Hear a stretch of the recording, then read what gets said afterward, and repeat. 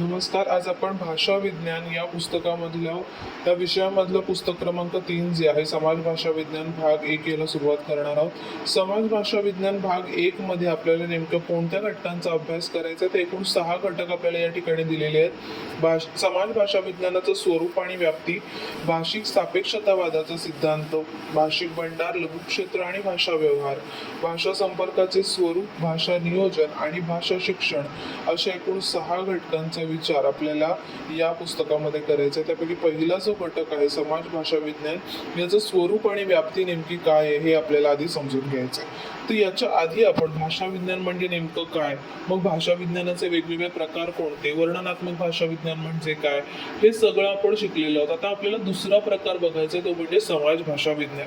मग समाज भाषा विज्ञानाचा विचार करताना देखील आपल्याला आधी पूर्वी आपण जे काही शिकलो त्याचं एकदा रिव्हिजन घ्यायचं आणि म्हणूनच तुम्हाला पहिल्या घटकामधला सुरुवातीचा जो भाग आहे आधुनिक भाषाभ्यासाची वाटचाल, या आधुनिक भाषाभ्यासाची वाटचाल आणि संरचनावादी भाषा विज्ञान, आधुनिक भाषा विज्ञानाचे विचारव्यूह, भाषिक व्यवस्था, भाषिक वर्तन, भाषिक ज्ञान, या सगळ्याचा आढावा जो आहे तो या ठिकाणी पुन्हा एकदा घेतलेला दिसतो. आता यात त्यांनी काय सांगितलेलं आहे, तर भाषा विज्ञानाच्या व्याख्या आपण नेमक्या कोणकोणत्या बघितल्या, मग वर्णनात्मक भाषा विज्ञानाला सुरुवात कशी झाली आणि नेमकं काय कारण होतं की ज्या कारणामुळे वर्णनात्मक भाषा विज्ञानाच्या ऐवजी हा पारंपरिक दृष्टिकोन सोडून एका वेगळ्या दृष्टिकोनाची गरज अभ्यासकांना वाटायला लागली भाषेचा अभ्यास करण्यासाठी. तर ते कारण काय होतं, तर वर्णनात्मक भाषा विज्ञानाने भाषा आणि समाज यांचा असलेला सहसंबंध जो आहे या सहसंबंधांकडे दुर्लक्ष केलं आणि भाषा ही जर एक सामाजिक निर्मिती असेल तर सामाजिक संस्था असताना समाज आणि भाषा यांच्यामधल्या संबंधांकडे दुर्लक्ष करून चालणार नाही, त्या संबंधांचा देखील अभ्यास व्हायला हवा. हा दृष्टिकोन जो आहे हा नवीन अभ्यासकांनी मांडला आणि त्यातून समाज भाषा विज्ञान नावाची नवीन ज्ञानशाखा जी आहे ही निर्माण झाली. मग आता आपल्याला पुढे बघायचं आहे की समाज, संस्कृती, भाषा यांचा नेमकं काय सहसंबंध आहे. बरोबर, आता बघा आपण म्हणतो की भाषा ही एक सामाजिक निर्मिती आहे, समाजाने भाषेची निर्मिती जी आहे ती केलेली आहे, म्हणजे ती एक सामाजिक संस्था आहे. मग सामाजिक संस्था आहे म्हटल्यानंतर समाजातील विविध लोकांचा, इतर वेगवेगळ्या सामाजिक संस्थांचा तिच्यावरती काही ना काही परिणाम होत असणार आहे. बरोबर, आधी आपण बघूया की समाज म्हणजे नेमकं काय. समाज कोणाला म्हणायचं, तर व्यक्तींच्या समूहाला, असा व्यक्तींचा समूह जो एकमेकाला परस्पर काय म्हणू शकतो आपण सहकार्य करून आपलं दैनंदिन जीवन सुलभ करण्याचा प्रयत्न करतोय, अशा व्यक्तींच्या समूहाला आपण समाज असं म्हणतो. बरोबर, म्हणजे केवळ 4 ठिकाणी 4 माणसं राहतात आणि त्यांचा एकमेकाशी काहीही संपर्क नाहीये, ते आपापलं जीवन जगतायत, तर अशा 4 व्यक्तींच्या समूहाला आपण समाज म्हणू शकत नाही. बरोबर, आपण जिथे राहतोय त्या एका ठराविक प्रदेशामध्ये राहणाऱ्या व्यक्ती या स्वतःच्या गरजा भागवण्यासाठी वेगवेगळ्या लोकांवरती डिपेंडेंट असतात. बरोबर, निर्भर असतात. म्हणजेच आपण प्रत्येकच जण परस्पर सहकार्याने एकमेकाचं जीवन सुलभ करण्याचा, सुकर करण्याचा प्रयत्न करत असतो. तर अशा परस्पर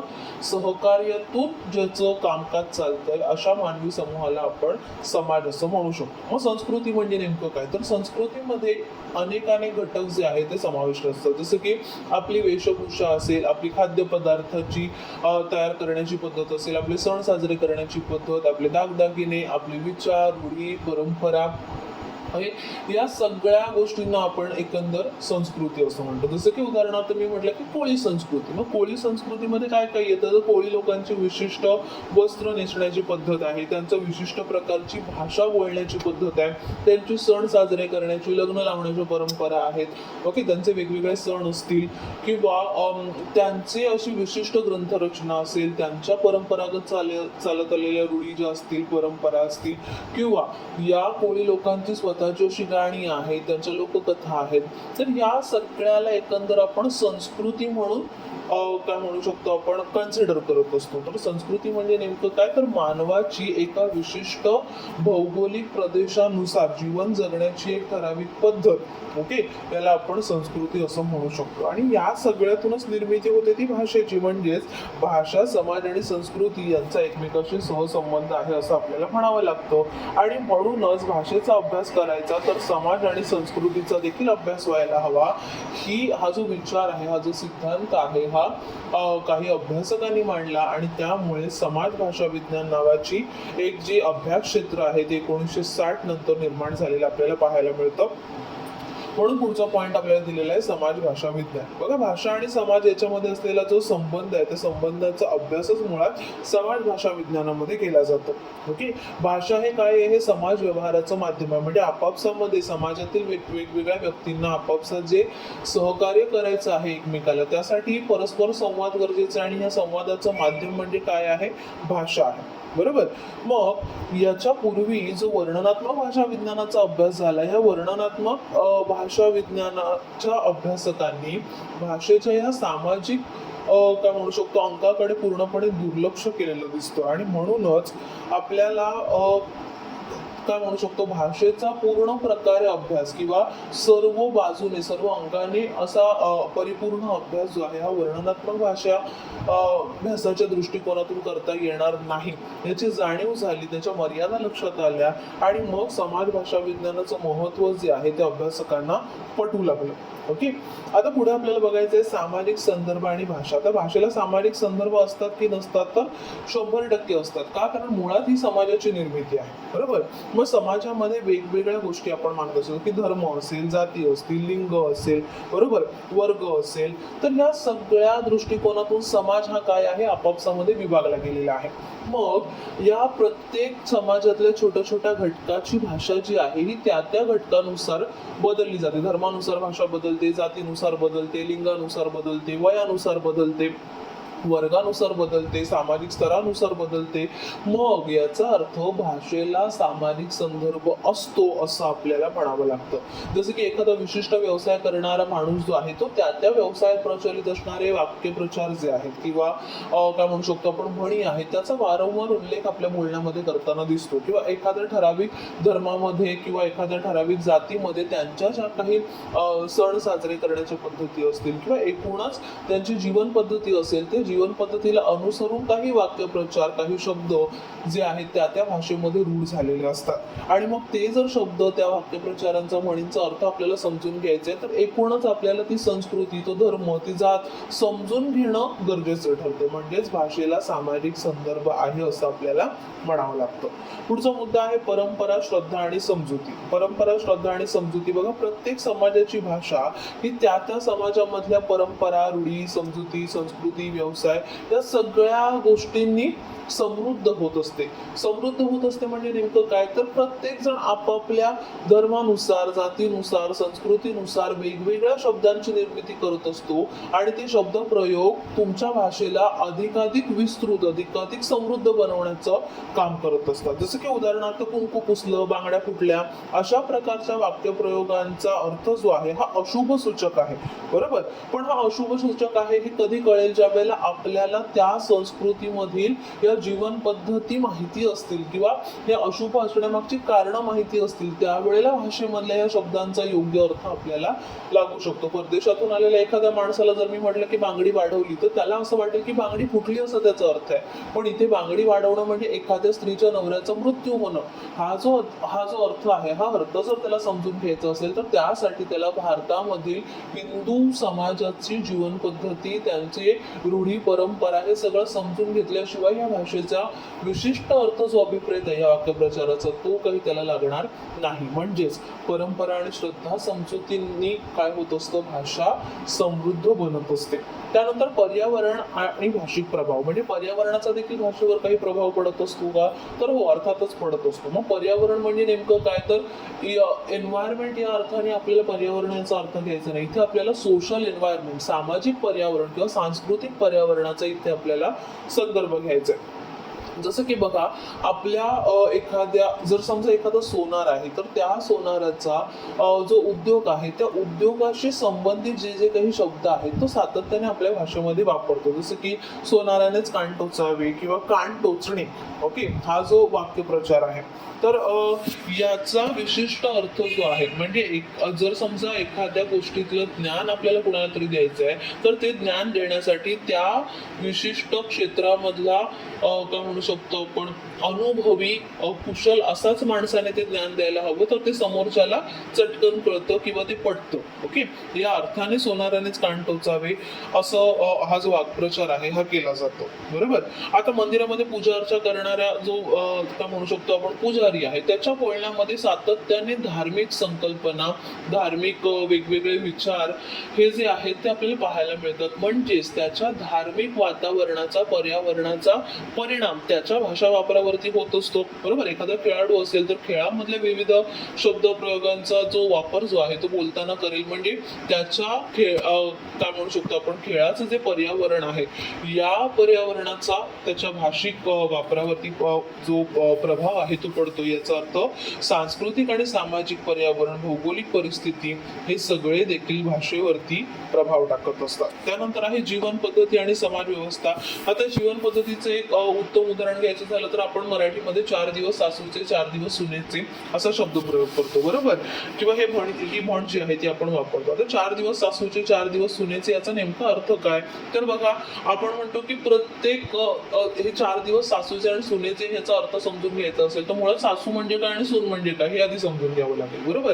तर भाषेमध्ये अशा प्रकारचे ज्या वेळेला आपण म्हणी किंवा असे शब्दप्रयोग वापरतो त्यावेळेला इतर भाषामधला जो भाषिक आहे, म्हणजे जर समजा अमराठी माणसाला ही आपण म्हण ऐकवली तर त्याला नेमका याचा अर्थ लागण्यासाठी मुळात हिंदू संस्कृतीमध्ये, मराठी संस्कृतीमध्ये सासू आणि सून हा काय प्रकार आहे आणि त्यांची जीवन पद्धती नेमकी कशी आहे हे आधी समजून घ्यावं लागेल. बरोबर. आणि मग त्याला ह्या म्हणीचा योग्य अर्थ कळला. तर याचा अर्थ नेमका काय आहे?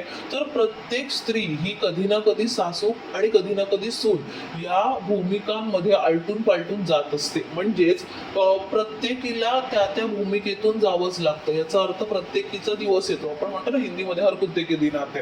म्हणजे नेमकं काय? तर प्रत्येकाचा एक ठराविक दिवस असतो, प्रत्येकाला एका ठराविक भूमिकेमधून जावंच लागतं. ओके. तर त्या अर्थाने आपण मराठीमध्ये ही जी म्हण आहे ती वापरत असतो. मग त्यासाठी आपल्याला मुळात जीवन पद्धती समजून घेणं गरजेचं आहे, तर आपल्याला या म्हणीचा योग्य अर्थ लागेल. म्हणजेच आपल्या जीवन पद्धतीचा आणि आपल्या भाषेचा काही ना काही परस्पर संबंध असतो. त्यानंतर पुढे आहे उद्योग आणि व्यवसाय. आता उद्योग आणि व्यवसायाचा देखील उपयोग, याचा जो परस्पर संबंध आहे तो देखील आपल्याला बघावा लागतो. जसं की बघा, प्रत्येक उद्योगाकडून मराठी भाषेने काही ना काही म्हणी, वाक्प्रचार जे आहे ते घेतलेले आहेत. जसं की एखादं जर समजा चर्मकार असेल, बरोबर, चपला शिवणारा व्यक्ती आहे, तर त्याच्याकडून टाका घालणे हा किंवा एखादा सुतार असेल तर त्याच्याकडून पाचर मारणे किंवा लोहाराकडून आपण डाग देणे, कान टोचणे अशा जो सोनाराकडून आलेले वाक्प्रचार आहेत किंवा सुतात घेणे, वळंबा घालणे हे बांधकाम व्यवसायातून आलेले भाषेमधले शब्दप्रयोग आहेत. तर अशा प्रकारे विशिष्ट व्यवसायांमधून किंवा विशिष्ट उद्योगांमधून आलेले जे काही शब्दप्रयोग आहेत ते भाषेला अधिकाधिक समृद्ध करत असतात. म्हणजे तुमच्या उद्योगानुसार, व्यवसायानुसार देखील तुमचा भाषेचा वापर जो आहे हा बदलत असतो. बरोबर. आणि म्हणूनच आपल्याला भाषेवर परिणाम करणाऱ्या ह्या सगळ्या घटकांचा अभ्यास जो आहे हा करणं गरजेचं ठरतं. आणि हा अभ्यास ज्या ज्ञानशाखेमध्ये केला जातो त्याला आपण म्हणतो समाज भाषा विज्ञान. म्हणजे समाज भाषा विज्ञानाची व्याप्ती जर तुम्हाला लक्षात घ्यायची असेल तर बघा, यामध्ये धर्म, जाती, शिक्षण, व्यवसाय, संस्कृती, पर्यावरण, भौगोलिकता, सामाजिकता या सगळ्या गोष्टींचा समावेश होतो. म्हटल्यानंतर समाज भाषा विज्ञानाची व्याप्ती ही अतिशय मोठी आहे हे आपल्याला या ठिकाणी लक्षात घ्यावं लागतं. ओके. यानंतर पुढचा पॉइंट तो म्हणजे भाषिक सापेक्षतावाद आणि इतर विचारधारा. आता भाषिक सापेक्षतावाद हा नेमका काय आहे हा सिद्धांत आपल्याला समजून घ्यायचा आहे. बघा, भाषा हे वास्तव आहे आणि भाषा बदलली की वास्तव बदलतं असा एक विचार सपीर आणि बोर्फ हायपोथेसिस या नावाने परिचित असलेला आपल्याला पाहायला मिळतो, ज्याला मराठीमध्ये भाषिक सापेक्षतावादाचा सिद्धांत असं म्हटलं जातं. आता हा एडवर्ड सपीर आणि बेंजामिन लिबोर हे दोन जे काय म्हणू शकतो आपण भाषा वैज्ञानिक आहेत आणि त्यांच्याबरोबर तिसरा भाषा वैज्ञानिक म्हणजे मॅलिनोव्स्की. या 3 भाषा वैज्ञानिकांनी वेगवेगळ्या काळामध्ये भाषाविषयक आपले जे काही दृष्टिकोन मांडले त्या दृष्टिकोनातून एका सिद्धांताची निर्मिती झाली आणि त्या सिद्धांताला भाषिक सापेक्षतावादाचा सिद्धांत असं म्हटलं गेलेलं आहे. आता तो काय म्हणतो भाषिक सापेक्षतावादाचा सिद्धांत?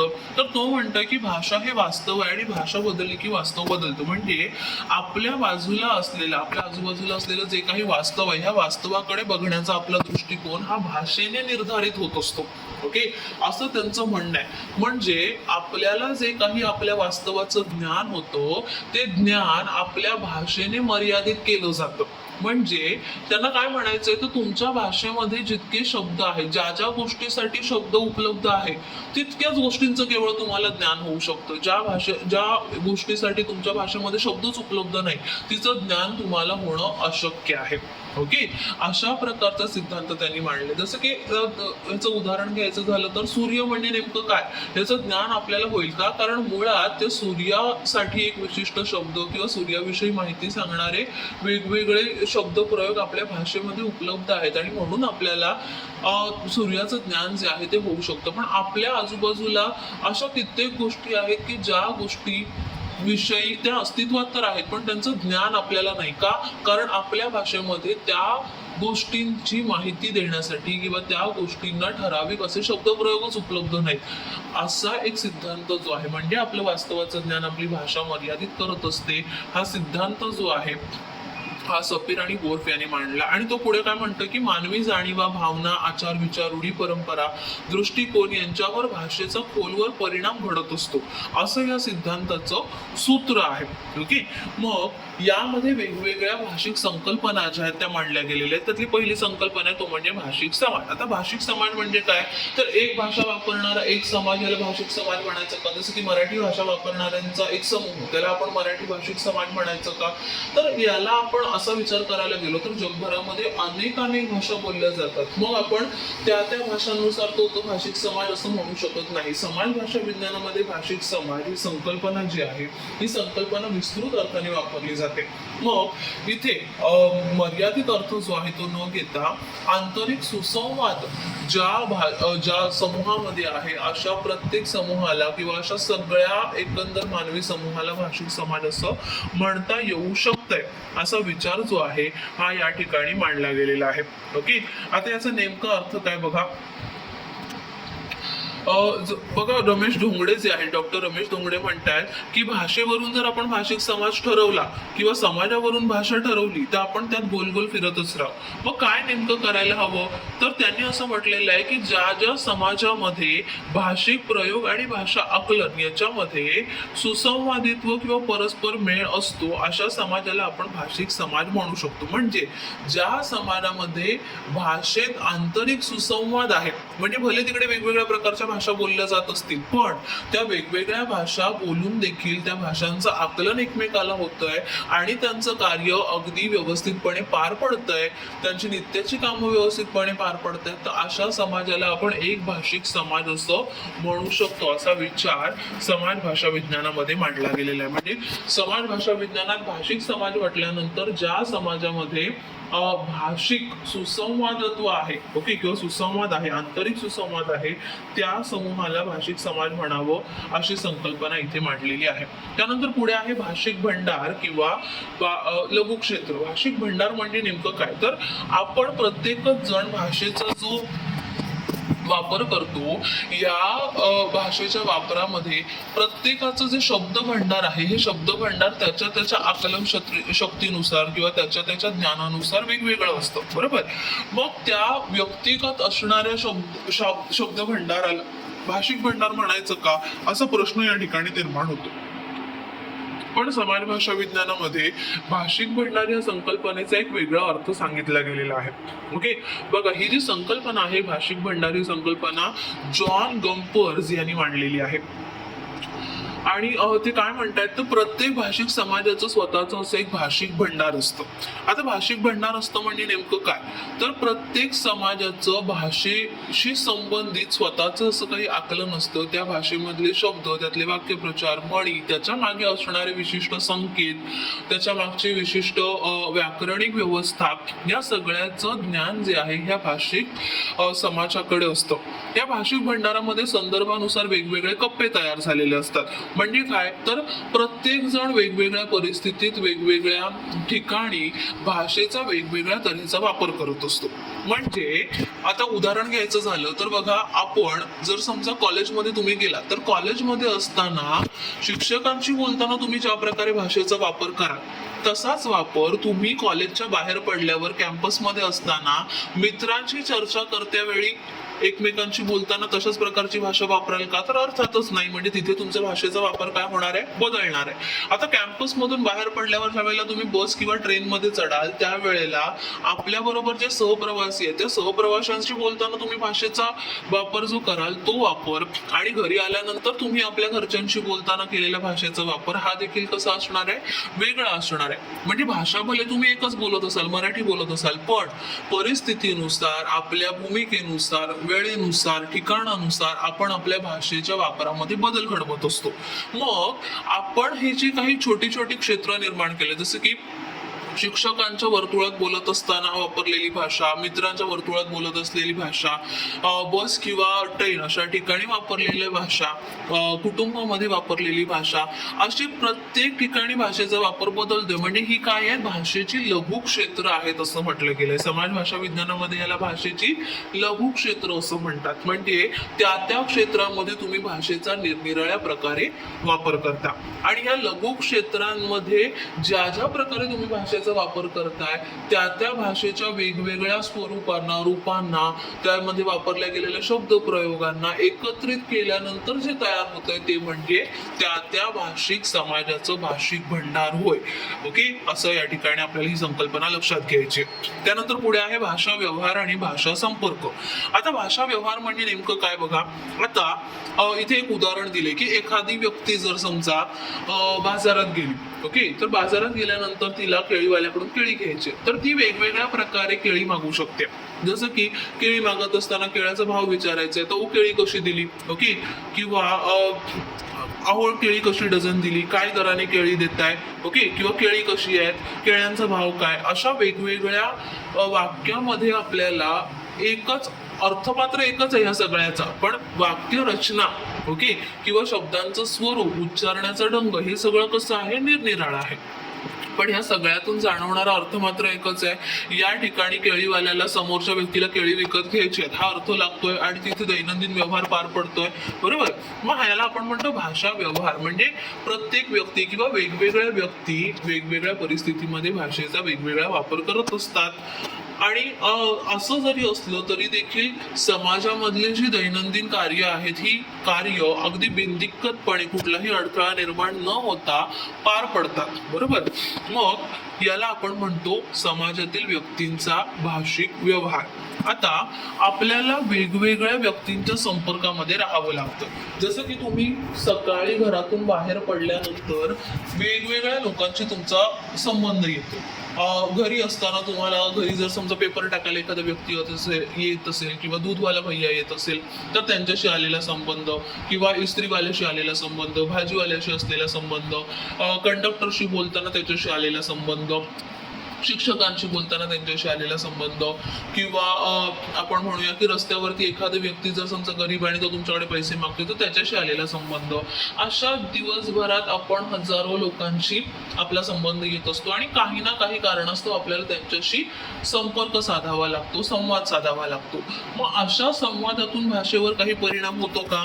तर त्यावरून जो परिणाम होतो त्या परिणामांचं इथे प्रकार वेगवेगळे सांगितले गेलेले आहेत. त्यातून 4 प्रकार या ठिकाणी आपल्याला लक्षात येतात. ते म्हणजे व्यक्ती बोली संपर्क, स्वकीय भाषा संपर्क आणि परकीय भाषा संपर्क. व्यक्ती बोली संपर्क म्हणजे नेमकं काय? तर आता समजा मराठीच आपण सगळेजण बोलतो, ओके, पण प्रत्येकाची मराठी कशी वेगळी आहे. समजा एखाद्याचं गाव कोल्हापूर साताऱ्याकडचं असेल तर त्याची मराठी वेगळी असणार आहे, एखाद्याचं गाव नागपूरकडचं असेल तर त्याची मराठी वेगळी असणार, एखाद्या कोकणातला असेल तर त्याची मराठी वेगळी. म्हणजे भाषा एकच, पण बोलीनुसार व्यक्तींच्या बोलीनुसार काय होतंय तिच्यामध्ये बदल घडतोय. आणि मग अशा वेगवेगळ्या बोली बोलणाऱ्या लोकांशी आपला संपर्क आला की अर्थातच आपल्या बोलण्यावरती त्याचा परिणाम होतो. नकळत आपण त्यांच्या टोनमध्ये बोलायला लागतो, किंवा त्यांच्या टोनमध्ये एखादाच तरी शब्द आपण वापरतो. बरोबर, याला आपण म्हणतो व्यक्ती बोली संपर्क. ओके, किंवा बोली संपर्क. त्यानंतर स्वकीय भाषा संपर्क. स्वकीय म्हणजे आपल्या भारतामध्ये बोलल्या जाणाऱ्या वेगवेगळ्या भाषा, जसं की हिंदी असेल, गुजराती असेल, मारवाडी असेल, बेंगॉली असेल, अशा वेगवेगळ्या भाषिकांशी आपला संपर्क येतो आणि मग त्या भाषिकांशी संपर्क आल्यानंतर त्या संवादातून आपल्या भाषेवर त्याचा काहीतरी परिणाम घडून येतो. बरोबर, याला आपण म्हणतो स्वकीय भाषा संपर्क. तसंच इंग्रजी असेल, फ्रेंच असेल, चायनीज असेल, अशा वेगवेगळ्या भाषा ज्या आहेत या भाषांचा देखील आपल्या भाषेवरती काही ना काही परिणाम होत असतो. जसं की इंग्रजी भाषेच्या परिणामावरून मराठी बोलणाऱ्या, जसं समजा कॉन्व्हेंट मधली मुलं असतील तर ती आपापसात मराठीत बोलत असताना तुम्ही जर कधी ऑब्झर्व केलात तर त्यांच्या बोलण्यामध्ये बरेच इंग्रजी शब्द किंवा इंग्रजी बोलताना जसा भाषेचा टोन आपण वापरतो तोच टोन ते मराठीला पण सेम वापरताना दिसतात. बरोबर, म्हणजे परकीय भाषेशी संपर्क आल्याने आपल्या भाषेत काय परिणाम होतो हा जर बघायचा असेल तर तिथे परकीय भाषा संपर्काचा अभ्यास आपल्याला करावा लागतो. ओके, आता पुढचा मुद्दा आहे तो म्हणजे संपर्क आणि बोली निर्मिती. असं एकमेकांच्या संपर्कात आल्यानंतर, वेगवेगळ्या व्यक्तींच्या संपर्कात आल्यानंतर कशा प्रकारे बोलींची निर्मिती होते किंवा भाषेवर नेमका काय बदल होतो हे आपल्याला समजून घ्यायचं आहे आणि त्यासाठीच आपल्याला पुढचे काही मुद्दे देण्यात आलेले आहेत. संपर्क आणि बोली निर्मिती. बघा, आता इथे आपल्याला बघायचं आहे द्वैभाषिकता आणि बहुभाषिकता. द्वैभाषिकता म्हणजे बायलिंग्वल आणि बहुभाषिकता म्हणजे मल्टीलिंग्वलिझम. ओके, आता बायलिंग्वलिझम म्हणजे नेमकं काय, तर एखाद्या राज्यामध्ये किंवा ज्याला आपण स्टेट असं म्हणतो, एखाद्या राज्यामध्ये एकापेक्षा अधिक म्हणजेच 2 भाषांचा व्यवहारासाठी वापर केला जात असेल, अधिकृतरित्या व्यवहारासाठी 2 भाषांचा वापर जिथे होत असेल त्याला आपण म्हणू शकतो द्वैभाषिक समाज. जसं की कॅनडा हे द्वैभाषिक राष्ट्र म्हणून ओळखलं जातं कारण तिथे फ्रेंच आणि इंग्रजी अशा दोन्ही भाषा व्यवहारासाठी वापरल्या जातात. तसंच गोव्यामध्ये देखील कोकणी आणि मराठी अशा दोन्ही भाषांचा व्यवहारासाठी वापर केला जातो. म्हणजे गोवा हे देखील काय आहे, द्वैभाषिक राज्य आहे असं आपल्याला म्हणावं लागतं. बरोबर, मग द्वैभाषिकता म्हणजे काय, ज्या वेळेला एकच भाषिक समाज जो आहे या समाजामध्ये अधिकृतरित्या कामांसाठी 2 भाषांचा वापर होतो त्यावेळेला त्याला द्वैभाषिक समाज असं म्हणतात. तर काही ठिकाणी आपण 2हून अधिक भाषांचा वापर होताना देखील पाहतो, तर अशा वेळेला त्याला मल्टीलिंग्वलिझम म्हणजे बहुभाषिक समाज असं म्हटलं जातं. जसं की मुंबईचा विचार केला तर मुंबईमध्ये कित्येक लोक वेगवेगळ्या राज्यातून, वेगवेगळ्या देशातून आलेली आहेत आणि ती एकत्र राहतात आणि त्यांचा काही ना काही कारणास्तव परस्पर संबंध येतो. मग अशा मुंबई सारख्या राज्यांमध्ये एकाच वेळी 2पेक्षा अधिक, जवळजवळ 5, 10, 15, 20 अशा भाषांचा वापर होत असतो. मग याला आपण म्हणणार बहुभाषिक समाज. ओके, त्यानंतर पुढचा मुद्दा आहे तो भाषाद्वित. भाषाद्वित म्हणजे काय, डायग्लोसिया असं त्याला म्हटलं जातं. भाषाद्वित्व म्हणजे आपण भाषेची 2 रूपं बोलताना वापरत असतो. प्रत्येकच व्यक्ती भाषेच्या 2 रूपांचा वापर करतो. व ही 2 रूपं कुठली, पहिलं म्हणजे औपचारिक रूप आणि दुसरं म्हणजे अनौपचारिक, फॉर्मल आणि इनफॉर्मल. बरोबर, कामाच्या ठिकाणी बऱ्याचदा आपण किंवा शैक्षणिक क्षेत्रामध्ये बऱ्याचदा आपण औपचारिक भाषेचा वापर करतो, तर कुटुंबामध्ये, मित्रांमध्ये वावरत असताना मात्र आपण अनौपचारिक भाषेचा वापर करतो.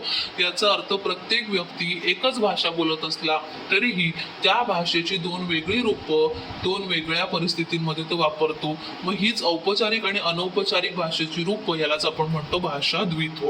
ओके, पुढचा मुद्दा आहे भाषा मिश्रण किंवा भाषा परिवर्तन. भाषा मिश्रण किंवा भाषा परिवर्तन म्हणजे नेमकं काय, तर बघा, कुठलीही भाषा असू दे, समाजाची भाषा, तिच्याशी दुसऱ्या कुठल्या एखाद्या भाषेचा संबंध आला की त्या भाषेमधले शब्द काही वेळेला ती आपल्या स्वतःमध्ये सामावून घेते किंवा स्वतःच्या भाषेमधले काही शब्द जे आहे ते इतर भाषेला देते.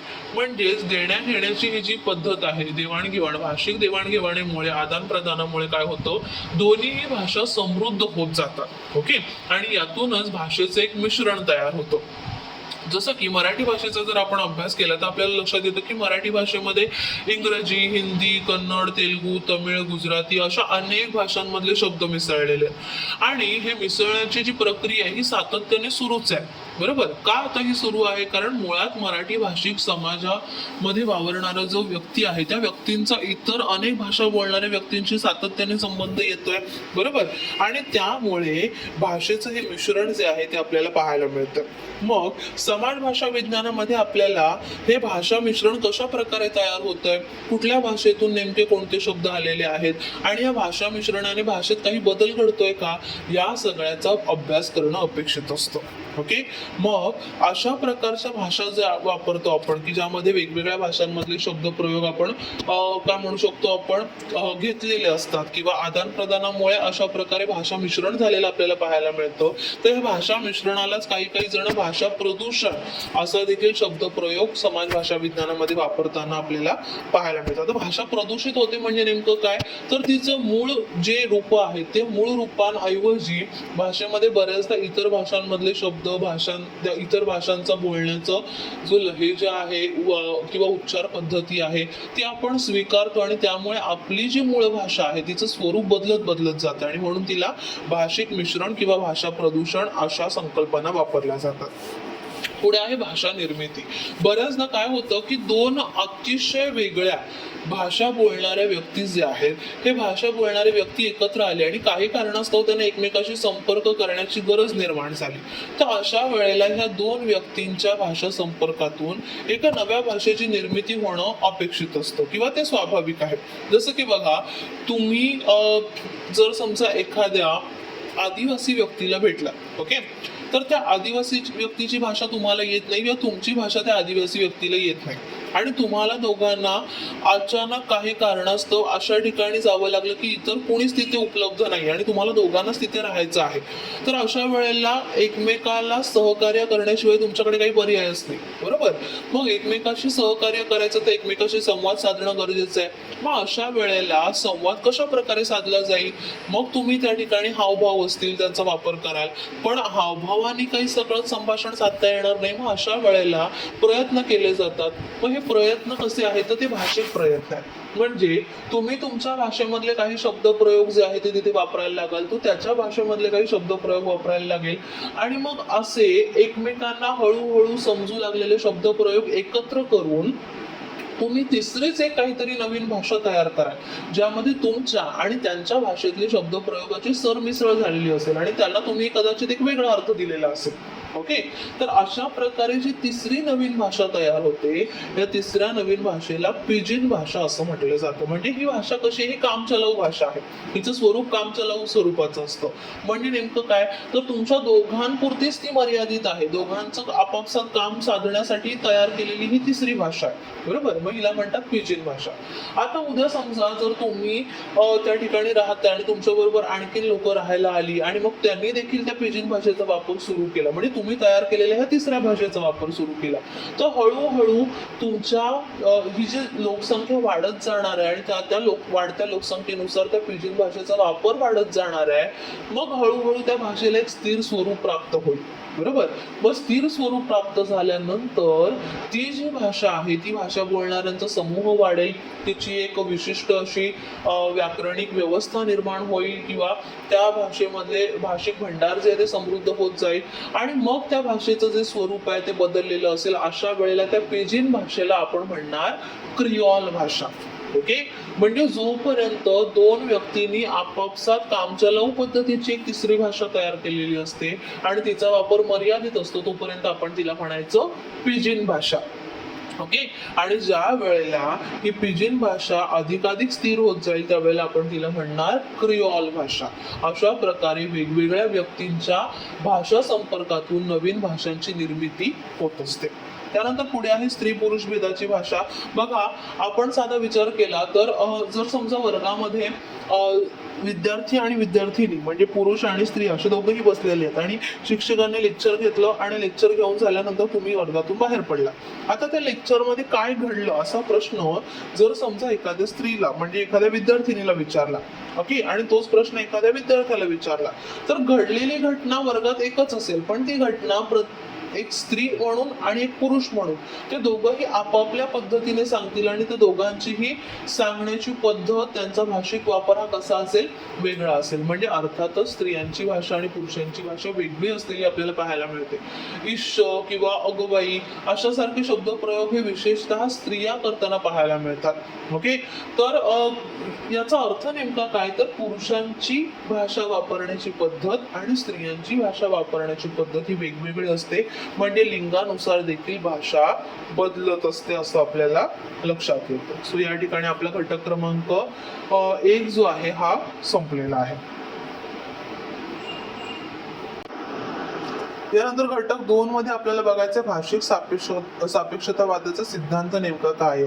तर आपण सुरुवातीलाच बघितलं की भाषेला सामाजिक संदर्भ असतात. म्हणजे वेगवेगळे जाती, धर्म, संस्कृती, पर्यावरण, भौगोलिकता, उद्योग, शिक्षण या सगळ्या सामाजिक संदर्भांनीच भाषा जी आहे ही काय म्हणू शकतो आपण प्रभावित होत असते. ओके, मग याच सामाजिक काय म्हणू शकतो आपण प्रभावातून भाषेवर जो काही बदल घडतो या बदलांचा अभ्यास समाज भाषा विज्ञानामध्ये केला जातो. मग या समाज भाषा विज्ञानामधले जे महत्वाचे भाषा वैज्ञानिक आहेत त्यापैकी सपीर, वोर्फ, मॅलिनोव्स्की आणि फर्क या 4 भाषा वैज्ञानिकांनी मांडलेले जे भाषाविषयक विचार आहेत त्यांचा आपण या ठिकाणी आढावा घेणार आहोत. त्यापैकी पहिला आहे मॅलिनोव्स्की आणि फर्क यांचा भाषा विचार. मॅलिनोव्स्की नेमका काय म्हणतोय, तर मॅलिनोव्स्कीचं या ठिकाणी आपल्याला भाषिक म्हणणं जे आहे ते लक्षात घ्यायचंय. बघा तो काय म्हणतोय, तर भाषिक वर्तन आणि परिस्थितीचा संदर्भ लक्षात घेतल्याशिवाय भाषेचा अभ्यास पूर्ण होऊ शकत नाही. का, कारण भाषा हे मानवी वर्तन आहे असं गृहीत धरलं आणि भाषा व्यवहाराचा संदर्भ जर आपण लक्षात घेतला तरच भाषेचं विश्लेषण योग्य प्रकारे होऊ शकतो असा विचार मॅलिनोव्स्की यांनी मांडलेला आहे. आता याच्या आधी वर्णनात्मक भाषा विज्ञानामध्ये देखील मानवी वर्तन किंवा भाषिक वर्तन ही संकल्पना मांडली गेली होती. पण भाषिक वर्तनामध्ये एक व्यक्ती भाषा कशा प्रकारे वापरतो केवळ इतकाच जो विचार आहे तो मांडला गेला होता. पण तो तशा प्रकारे भाषा का वापरतो याची कारण मीमांसा मात्र वर्णनात्मक भाषा विज्ञानामध्ये दिली गेली नव्हती. मग या काचं उत्तर आपल्याला सापडतं समाज भाषा विज्ञानामध्ये, बरोबर. आणि म्हणूनच मॅलिनोव्स्की ते म्हणतोय की केवळ भाषिक वर्तन नाही तर मानवी वर्तनाच्या मागे असणारे सामाजिक संदर्भ लक्षात घेतल्याशिवाय, परिस्थितीचे संदर्भ लक्षात घेतल्याशिवाय भाषिक अभ्यास पूर्ण होणं अशक्य आहे असा विचार त्यांनी जो आहे तो मांडलाय. त्यानंतर फर्क जो आहे त्या फर्कने नेमका काय विचार मांडलाय, तर फर्क म्हणतोय की भाषेच्या सामाजिक सांस्कृतिक संदर्भाविषयी जर आपल्याला विचार करायचा झाला तर या विचारासाठी भाषेच्या सामाजिकतेकडे विशेष लक्ष पुरवावं लागतं, तिच्या सामाजिक संदर्भांकडे विशेष लक्ष पुरवावं लागतं. सपीर आणि वोर्फ यांचा भाषा विचार जर आपल्याला समजून घ्यायचा तर मगाशी ज्याप्रमाणे मी म्हटलं की आपलं वास्तवाचं ज्ञान जे आहे हे वास्तवाचं ज्ञान आपल्या भाषिक काय म्हणू आपल्या भाषेमुळे मर्यादित होत असतो किंवा प्रभावित होत असतो असा विचार जो आहे हा सपीर आणि वोर्फ यांनी मांडलेला आहे. म्हणजे बाह्य सृष्टीचं आपलं ज्ञान हे आपल्या भाषिक क्षमतेवरती किंवा भाषिक ज्ञानामुळे मर्यादित होतो अशा प्रकारचा विचार भाषिक सापेक्षतावादामध्ये मांडला गेलेला आहे. आता हा सापेक्षतावादाचा सिद्धांत समाज भाषा विज्ञानामध्ये बऱ्याच काळ प्रसिद्ध होता आणि त्या सापेक्षतावादाच्या सिद्धांतावरूनच किंवा त्याला आदर्श मानूनच इतर भाषा वैज्ञानिकांनी देखील पुढे अनेक काळ आपलं जे भाषिक कार्य आहे ते सुरू ठेवलेलं आपल्याला पाहायला मिळतं. मग पुढे हा जो सिद्धांत आहे या सिद्धांताचा जर आपण विचार करायचा ठरवला तर काही अंशी हा सिद्धांत आपल्याला पटण्याजोगा वाटतो. कारण बघा आपल्या आजूबाजूला जर समजा तुम्ही काही गोष्टी फील करत असाल जसं की आपण म्हणतो की सुपर नॅचरल पॉवर, बरोबर. आता या सुपर नॅचरल पॉवर ज्या आहेत त्या अस्तित्वात आहेत की नाही हा वेगळा मुद्दा आहे. पण असं काहीतरी समजा एखाद्याने फील केलं. आता काही ठिकाणी असं देखील म्हटलं जातं की आपल्या आजूबाजूला एक पॅरलल वर्ल्ड दुसरं चालू आहे, म्हणजे पॅरलल जग चालू आहे. म्हणजे आपल्या आजूबाजूला अशी काही सृष्टी आहे जी अस्तित्वात आहे पण ती सृष्टी आपल्याला दिसत नाही. ओके, मग जर समजा एखाद्याला असं काही जाणवलं आपल्या आजूबाजूला तरी तो व्यक्त कशा प्रकारे करणार. जर समजा त्याच्या भाषेमध्ये ती एखादी विशिष्ट गोष्ट व्यक्त करण्यासाठी शब्दच उपलब्ध नाही, तर तो आपला अनुभव व्यक्त कशा प्रकारे करेल, तो लोकांना कशा प्रकारे सांगेल. बरोबर. मग या ठिकाणी सपीर आणि वोल्फचा हा जो सिद्धांत आहे तो आपल्याला पटण्याजोगा वाटतो, की खरोखर आपलं बाह्य जगताचं जे ज्ञान आहे, बाह्य सृष्टीचं ज्ञान, वास्तवाचं ज्ञान हे आपल्या भाषेमुळे मर्यादित होतं का. पण पुढे काही काळानंतर हा जो सिद्धांत आहे या सिद्धांतावर आक्षेप देखील घेतले गेले. मग हे आक्षेप कशा प्रकारचे आहेत, तर त्यांनी काय म्हटलंय बघा, जर समजा एखादा मराठी बोलणारा माणूस आहे, तर मराठी बोलणाऱ्या भाषकाला, मराठी भाषेमध्ये वेगवेगळ्या म्हणी, वाक्प्रचार यांचे अर्थ सहज लागू शकतात, कारण मुळात तो मराठी संस्कृतीशी त्याचा परिचय आहे, तो ह्या सगळ्या जीवन पद्धती त्याने अनुभवलेल्या आहेत आणि म्हणून त्याला त्या भाषेतल्या शब्दांचा योग्य अर्थ लागतो. पण एखादा आफ्रिकेमधला माणूस आणला आदिवासी आणि मग त्याला आपण हे मराठी भाषेमधले जे शब्दप्रयोग आहेत ते ऐकवले, तर त्याला मात्र त्याचा अर्थ लागू शकणार नाही. बरोबर का. कारण त्याच्या भाषेमध्ये आपल्या मराठी भाषेतले जे शब्दप्रयोग आहेत त्यासाठी पर्यायी शब्द नसेलच, तर तुम्ही त्याला कशा प्रकारे समजावून सांगणार. बरोबर. जसं की बांगडी वाढवली. ओके. बांगडी वाढवणं म्हणजे नेमकं काय. ओके. हे जर त्याला समजावून सांगायचं असेल तर बांगडी वाढवण्यामागचा हा जो संदर्भ आहे, म्हणजे यामध्ये केवळ एखाद्या स्त्रीचं पुरुषाचं निधन होणं इतकंच अपेक्षित नाहीये, तर मग बांगडी वाढवलेल्या स्त्रीकडे समाज कुठल्या नजरेने बघतो, किंवा तिची मग पुढची परिस्थिती काय आहे, मग तिला कशा प्रकारे परत एकदा आपल्या माहेरच्यांचा काय म्हणू शकतो आपण आधार घ्यावा लागतोय. तर ह्या सगळ्या गोष्टींचे छोटे छोटे संदर्भ जे आहेत या एका वाक्य प्रयोगामागे किंवा शब्द प्रयोगामागे असलेले आपल्याला पाहायला मिळतात. पण त्या आफ्रिकन माणसाच्या, त्या आदिवासी माणसाच्या जीवन पद्धतीमध्ये किंवा त्याच्या संस्कृतीमध्ये मुळात लग्न हा प्रकारच अस्तित्वात नसेल, तर त्याला स्त्री पुरुषांचं हे जे नातं आहे, पती आणि पत्नीचं, हेच कळणार नाही. बरोबर. आणि मग एखादीचा नवरा मरतो म्हणजे नेमकं काय होतं हे त्याला आपण कशा प्रकारे समजावून देणार. बरोबर.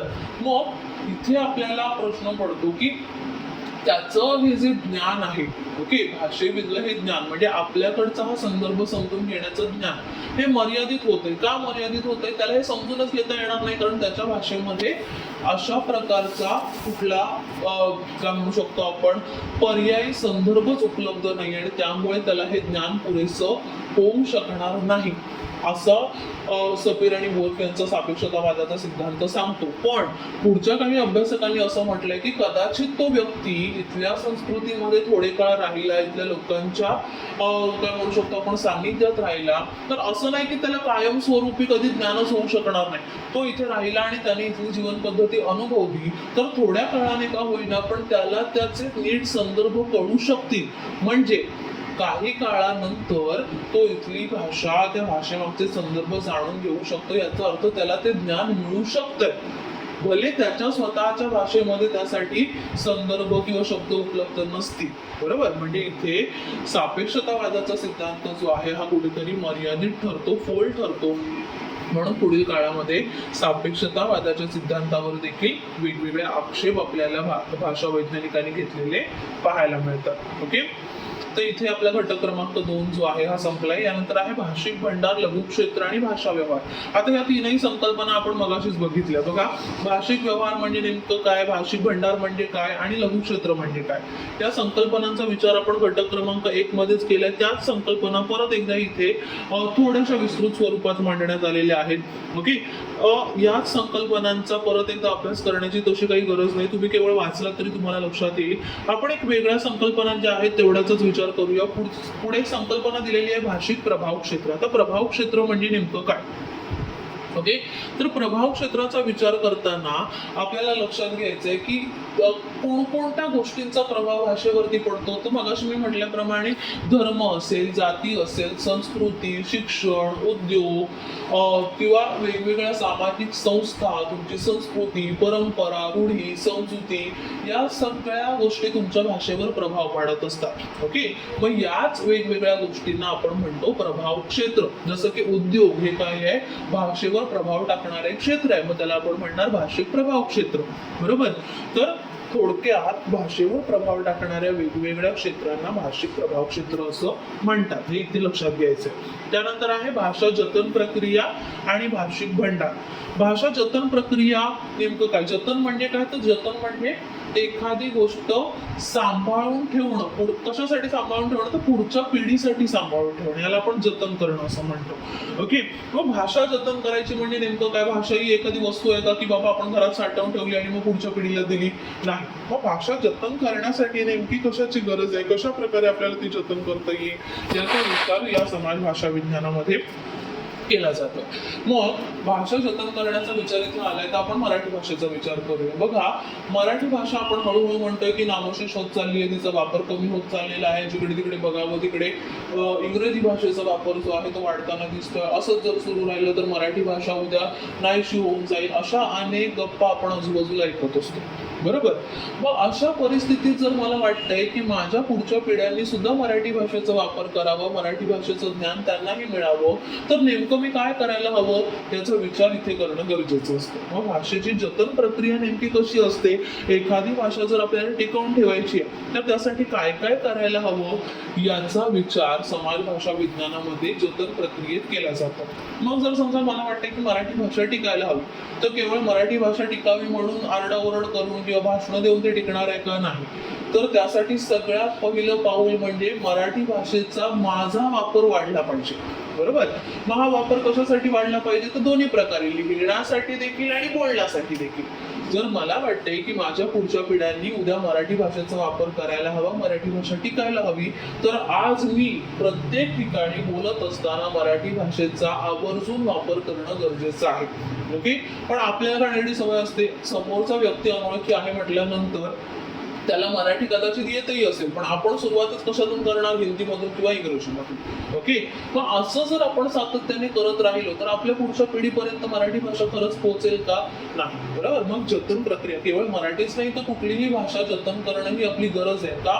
कारण आता जगभरामध्ये परिस्थिती अशी आहे की लाखो भाषा अस्तित्वात आहेत, लाखो बोलीभाषा अस्तित्वात आहे, अधिकृत अशा हजारो भाषा आहेत. पण येत्या काही काळामध्ये यापैकी निम्म्यापेक्षा अधिक भाषा नामशेष होतील, म्हणजे त्यांचा वापरच बंद होऊन जाईल, अशा प्रकारची परिस्थिती निर्माण झाली आणि इंग्रजी ही एकच जागतिक भाषा बनेल की काय, अशा प्रकारची भीती भाषा वैज्ञानिकांना वाटू लागलेली आहे. आणि म्हणूनच जगभरामध्ये भाषेच्या जतन प्रक्रियेचा विचार जो आहे हा अतिशय सिरियसली सुरू करण्यात आलेला आहे. मग ही जतन प्रक्रिया करायची असेल, म्हणजे भाषा जतन करायची असतील, तर त्यासाठी भाषेचा वापर लिखित आणि बोली अशा दोन्ही स्वरूपामध्ये वाढवणं गरजेचं आहे. हा मुद्दा आपल्याला इथे लक्षात घ्यायचा आहे. ओके. त्यानंतर पुढे आहे वर्गवाद आणि भाषा. आता वर्गवाद म्हणजे नेमकं काय? वर्ग ज्याला आपण म्हणतो क्लास. मग वर्ग ज्याला आपण डिवाइड केलेला आहे, आपण वर्गाला, संपूर्ण समाजाला वर्गामध्ये डिवाइड केलं. हा वर्ग म्हणजे कुठला?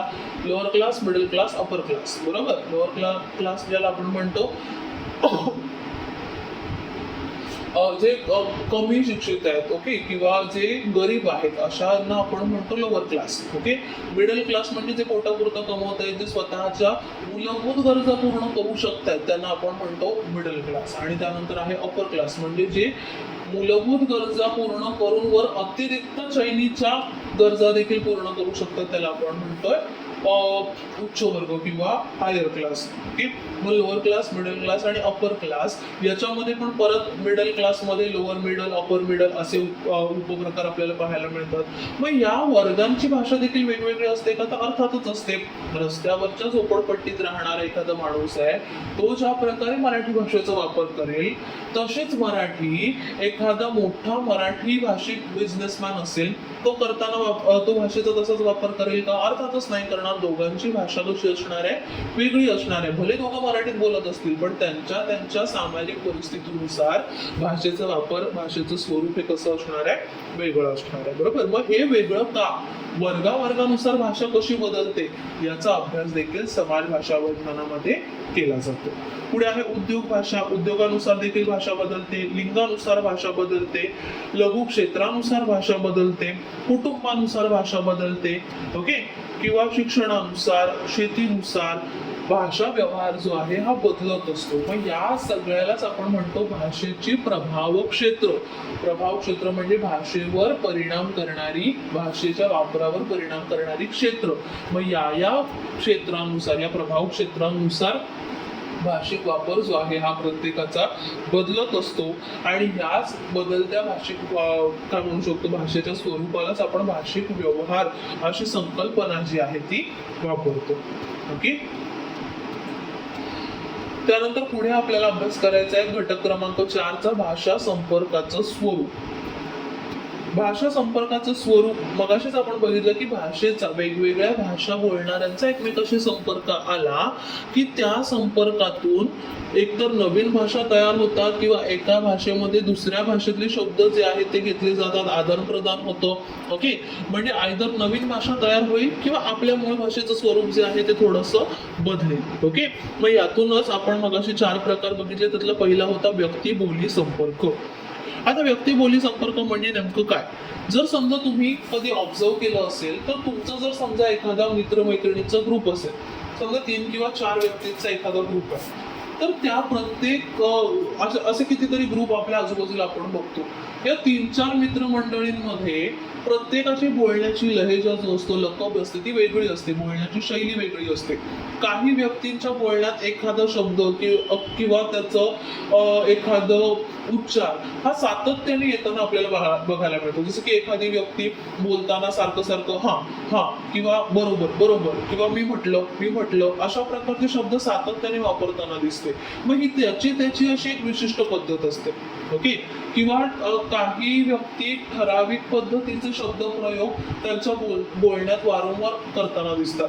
मग होतं काय की आपल्या आजूबाजूला ही व्यक्ती सातत्याने वावरत असल्यामुळे तिच्या बोलण्यातले ते शब्द प्रयोग किंवा तिच्या बोलण्याचे ती लहेजा जो आहे तो नकळतपणे आपल्याही बोलण्यात यायला लागतो. ओके. म्हणजे आपली बोली आणि तिची बोली याचा एकमेकाशी संपर्क आल्यानंतर आपल्या बोलीच्या स्वरूपामध्ये काय होतो, बदल घडतो. ह्याला म्हणतात व्यक्ती बोली संपर्क. ओके. त्यानंतर आहे शेजार भाषा संपर्क. आता शेजार भाषा म्हणजे नेमकं काय, तर आपल्या शेजारी राहणाऱ्या व्यक्तीची भाषा नाही. शेजार भाषा म्हणजे शेजारी राज्यातली भाषा. जसं की महाराष्ट्राचा विचार केला तर महाराष्ट्राचे शेजारी कोण आहे, तर महाराष्ट्राच्या शेजारी आपण गुजरात आहे. ओके. तर गुजरातचा विचार केल्यानंतर गुजराती भाषा आणि मराठी भाषा या 2 भाषिकांचा आपापसात जो संपर्क होतो, त्या संपर्कामुळे मराठी आणि गुजराती या दोन्ही भाषातल्या अनेक शब्दांची देवाणघेवाण या 2 भाषांमध्ये झालेली आपल्याला पाहायला मिळते. बरोबर. किंवा बंगाली असेल, कन्नड, तेलुगू, तमिळ, उडिया अशा वेगवेगळ्या राज्यानुसार भाषा वेगवेगळ्या आहेत. मग ह्या वेगवेगळ्या भाषांमधल्या माणसांचा जर एकमेकांशी संपर्क आला तर त्या संपर्कातून आपल्या परस्परांच्या ज्या भाषा आहेत त्या भाषांमध्ये बदल होताना आपल्याला पाहायला मिळतो. याला आपण म्हणतो शेजार भाषा संपर्क. त्यानंतर आहे परभाषा संपर्क. आता पर म्हणजे कुठली, तर आपल्या देशाच्या बाहेरील देशात बोलली गेलेली भाषा, त्याला आपण म्हणणार परभाषा. ओके. आता ही जी परभाषा आहे, हा परभाषीय म्हणजे परकीयांच्या भाषेशी होणारा संपर्क याला परभाषा संपर्क असं म्हणतात. तर मराठी भाषेचा जर विचार केला तर मराठी भाषेमध्ये अरबी, फारसी, उर्दू अशा वेगवेगळ्या भाषांचा प्रभाव आपल्याला दिसतो. इंग्रजी भाषेचा प्रभाव दिसतो. का दिसतो? कारण मुळात आपल्या महाराष्ट्रावरती वेगवेगळ्या काळामध्ये मुसलमान किंवा मुस्लिम राजवटी ज्या आहेत किंवा ब्रिटिश राजवटींनी सत्ता गाजवलेल्या आहेत आणि त्यामुळे आपल्या भाषेवर त्यांच्या भाषांचा परिणाम आपल्याला खोलवर झालेला पाहायला मिळतो. आता हा जो परिणाम आहे त्यालाच आपण काय म्हणणार, परभाषा संपर्क. त्यानंतर मागाशीच आपण बघितलं की भाषा प्रदूषण म्हणजे काय. भाषा प्रदूषण म्हणजे किंवा भाषा मिश्रण ही जी संकल्पना आहे, भाषा बदल ही जी संकल्पना आहे, ह्या कशासाठी वापरल्या जातात, तर 2 वेगवेगळ्या भाषा बोलणारे व्यक्ती जे आहेत त्यांचा एकमेकांशी संपर्क आल्यानंतर एकमेकांच्या भाषेतील शब्दांची, उच्चारांची देवाणघेवाण जी आहे, आदान प्रदान जे आहे ते भाषांमध्ये होत असतं आणि त्यामुळे त्यांच्या मूळ भाषेचं स्वरूप जे आहे हे बदलताना दिसतं. ओके. यालाच आपण भाषा मिश्रण असं म्हणतो किंवा भाषिक प्रदूषण असं देखील त्याला म्हटलं जातं. त्यानंतर द्वैभाषिकता म्हणजे काय, तर द्वैभाषिकता म्हणजे एकाच राज्यामध्ये दोन अधिकृत भाषांचा व्यवहारासाठी वापर होणं. बहुभाषिकता म्हणजे दोनापेक्षा अधिक भाषांचा वापर होणं. भाषा द्वित्व म्हणजे औपचारिक आणि अनौपचारिक अशा भाषेच्या दोन स्वरूपांचा वापर आपण परिस्थितीनुसार वेगवेगळ्या परिस्थितीमध्ये करत असतो, याला भाषा द्वित्व असं म्हणतात. या सगळ्या संकल्पना मगाशीच आपण क्लिअर केलेल्या आहेत. यानंतर आहे भाषा दंड. आता भाषा दंडक म्हणजे काय, तर भाषेचे काही विशिष्ट नियम, त्याला भाषा दंडक असं म्हणतात. म्हणजे आपण भाषिक व्यवहार करत असताना स्वतःचा आणि समोरच्या व्यक्तीचा दर्जा, आजूबाजूची परिस्थिती, काळ, संदर्भ हे सगळं पाहून मगच भाषेचा वापर करत असतो, बरोबर. मग भाषा वापराचे काही नियम आपण स्वाभाविकपणे बोलताना पाळतो, ह्याच नियमांना भाषा दंडक असं म्हटलं जातं, बरोबर. जसं की ग्रामीण समाज जीवनामध्ये भाषा वापरताना काही सामाजिक दंडक वापरले जातात. साप दिसला तर लांबडं दिसलं, कुंकू संपलं, किंवा बांगड्या फुटल्या, कुंकू वाढवलं, बांगड्या वाढवल्या, कुणी वारलं तर स्वर्गवास मिळाला, देवाला प्रिय झाला, ती गेली किंवा तो गेला, अशा प्रकारची भाषा आपण त्या ठिकाणी वापरताना पाहतो, बरोबर.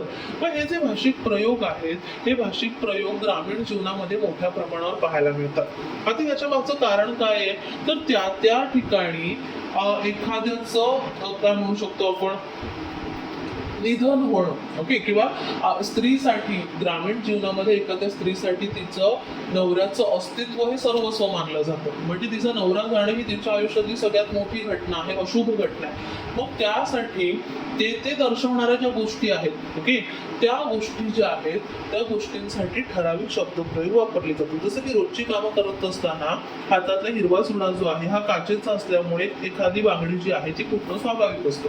पण बांगड्या फुटणं, ओके, हा जो शब्द प्रयोग आहे हा कधी केला जातो, एखादीचा नवराचा मृत्यू झाल्यानंतर तिच्या बांगड्या फुटल्या असं म्हटलं जातं, किंवा बांगड्या वाढवणं. पण फुटणं या शब्दासाठी वाढवणं हा शब्द प्रयोग होतो का, कारण तो काय सौभाग्याचा अलंकार आहे, त्याच्याविषयी नकारात्मक काही बोललं जातं कामा नये, म्हणून त्याच्यासाठी सकारात्मक वाढवणं हा जो शब्द प्रयोग आहे तो या ठिकाणी केला जातो.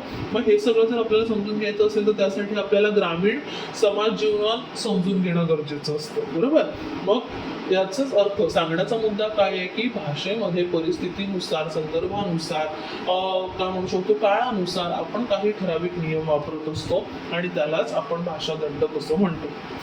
त्यानंतर पुढचा मुद्दा आहे भाषा लघुत्व. आता भाषा लघुत्व म्हणजे काय, तर बऱ्याच वेळेला कमीत कमी शब्दांमार्फत आपण आपला भाषा व्यवहार चालवण्याचं काम करत असतो, की जसं की हा, ठीक, बरं यासारखे शब्द, किंवा ओके, ठीक आहे, अशासारखे शब्द प्रयोग करून आपण आपली भाषा व्यवहार चालवून घेतो.